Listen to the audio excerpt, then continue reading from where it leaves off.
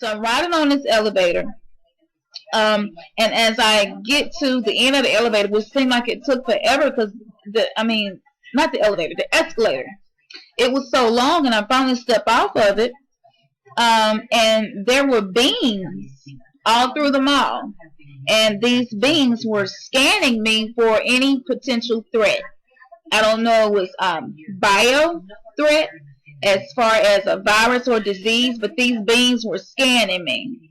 And I was standing there and I was just like, wow, just at the top of the escalator, I was just looking around. I was just like, wow, like I was speechless. Just to see these beings everywhere, scanning everybody for any potential threat. We were treated like we were in a country that had a dictator and not a president. There were no kids running around the mall as usual. It wasn't a place of fun. And the few kids that I saw were very controlled, I guess you would put it. There was no laughter. Nobody was smiling. No one was happy. Everyone looked either upset or almost as if they didn't have any emotion at all. My child was 10. She was with me, and I found out. So this leaves now, I leave the mall, and I'm at a house. So the connection between chemtrails and 5G. It's all interconnected. The metallized particulates that would allow the 5G phased array, so basically the radar, that would allow it to be able to identify you, so it can watch you, it can identify you in your own home 24 hours a day, 7 days a week. For the last X amount of years, we've been through chemtrailing, and that is now the cat is out of the box. We've had these nanoparticulates raining down on humanity for years now, impregnating our bodies, by best accounts staying inside our bodies. Those nanoparticulates, what you're saying, are building up a kind of a phosphorescence glow capability so that we can be flagged up in our homes, behind concrete and steel, inside bunkers, in the basement, doesn't matter where you are. The 5G will be able to now triangulate, map and read you because you as a living being are impregnated with these nanoparticulates, which are acting as a kind of transmission and reception technology. It's exactly, absolutely transmission and reception technology. It's exactly, absolutely exactly. You have to consider that DNA also works as a fractal antenna, which is able to send and receive and also to process signals under the form of radio frequencies. Well, then there is no doubt that artificial radio frequencies, such as those of cell towers, and in particular these new types of towers that have a much higher density of signals, they may somehow interfere with the ability of DNA to retain and transmit biological signals. So this is one level of danger that very few biologists are aware of. How much effort was put forward?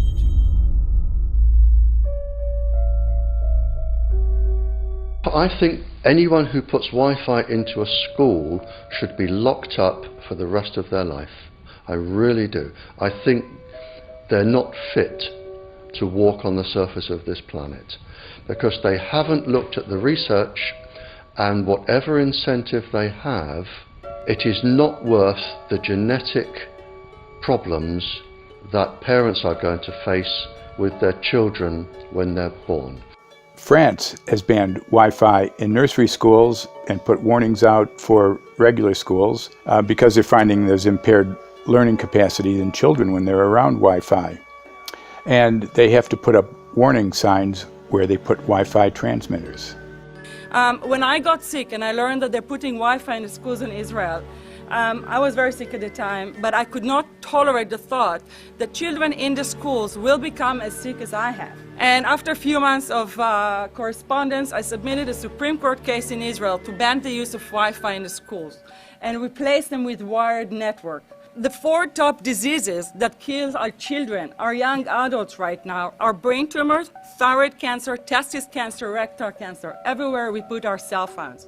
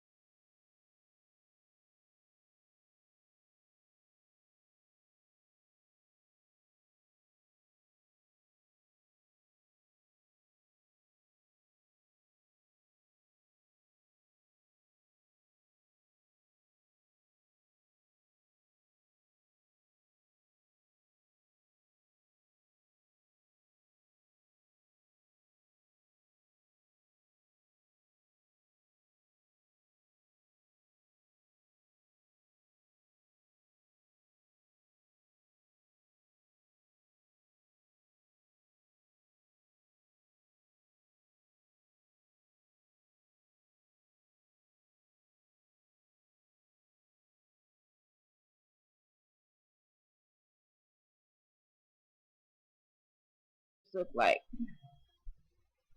I don't know if you can see this now.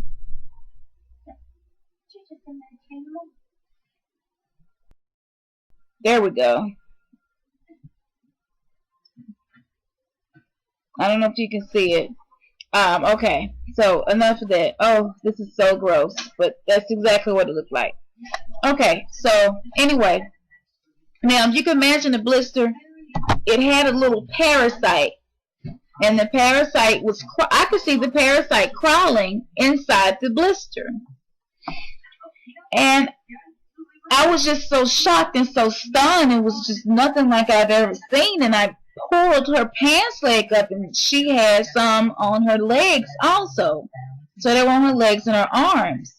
And it was just these little bitty parasites, almost like maybe a nanobot or something. I don't know. It didn't look natural. It almost looked manufactured, or like organic, like it's blended with natural and manufactured. That's the best way I could describe this thing.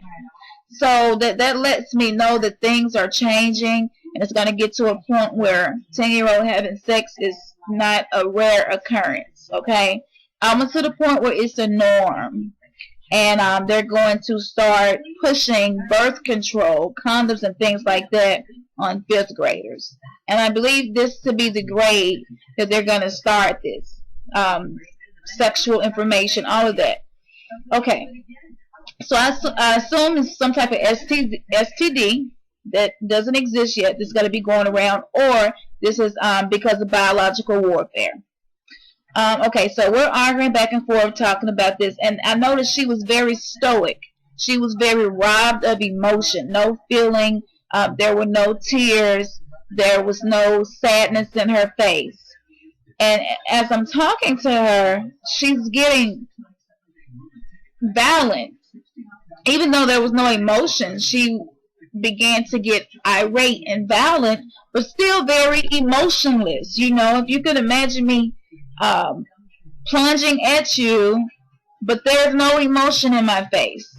Okay, so in that part of the vision, I'm expressing this child that I saw in the vision. She seemed to be about 10 years old. She was sexually active, very emotionless, and also was showing signs of what now is called morgellons, which wasn't a thing when I had this vision. So I kept saying it was blisters all over the child. I assume it was an STD or something, but now I know that that was the effects of nanoparticles, radiation, 5G, etc. Dirty electricity. The thing that's important about this, when you have visions, you pay attention to the events and then to point to a timeline. So what we see happening with pedophiles, the pedo gate, the pizza gate, the pedo Allen, adrenal platinum that they get from children, and fear and the sexual thing with children.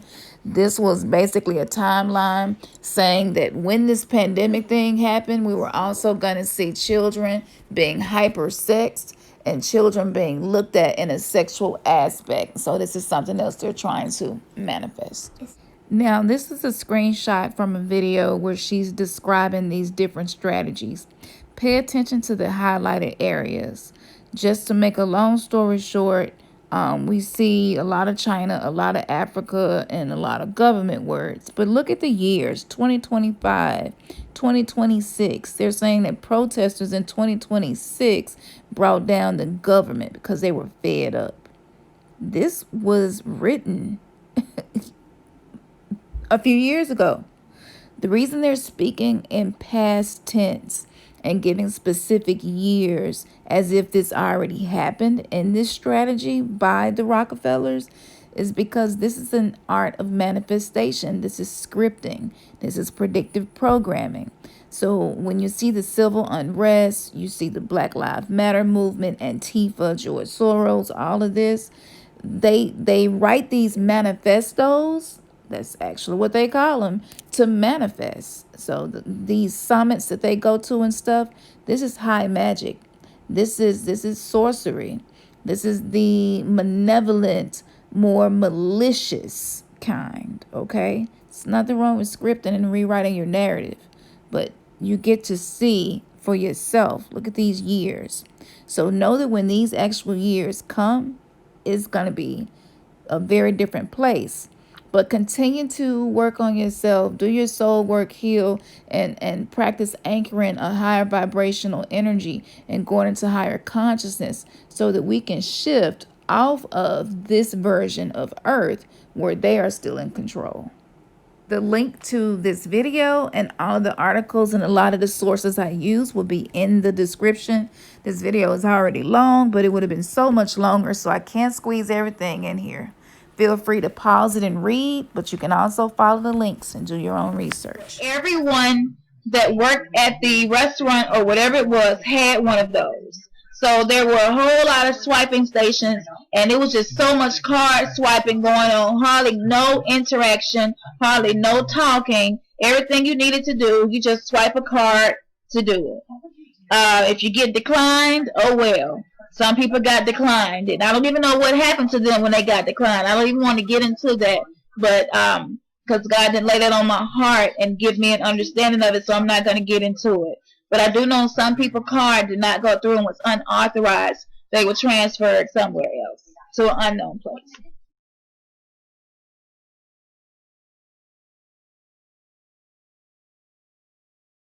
March the 13th. That essentially handed this country over to FEMA on a platter. That's another story. Let's get back to this document. This document is called Scenarios for the Future of Technology and International Development. Now remember, I was talking about the way that they scanned me.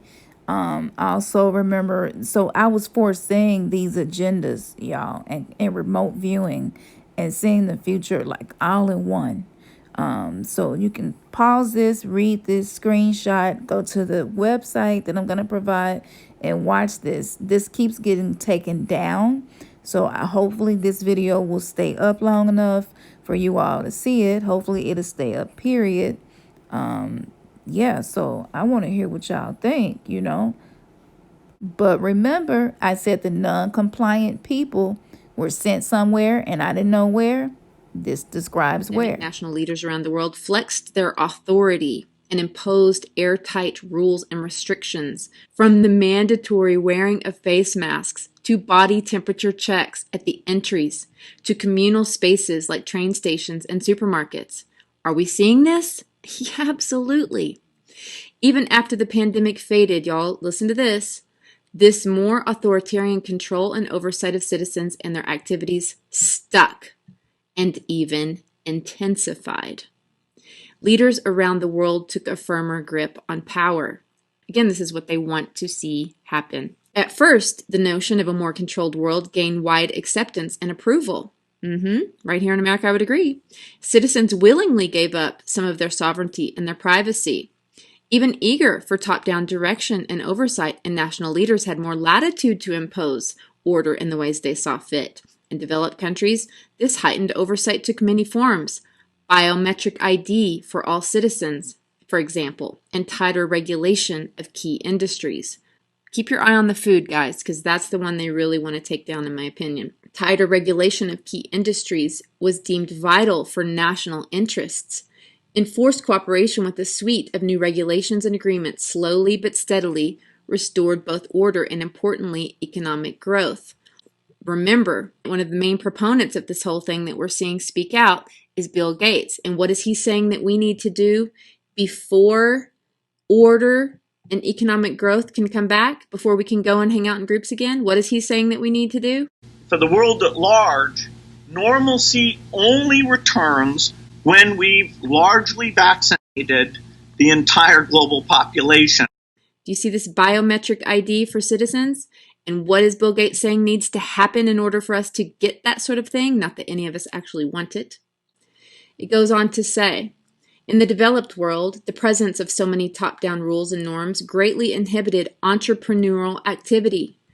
Scientists and innovators were often told by governments what research lines to pursue.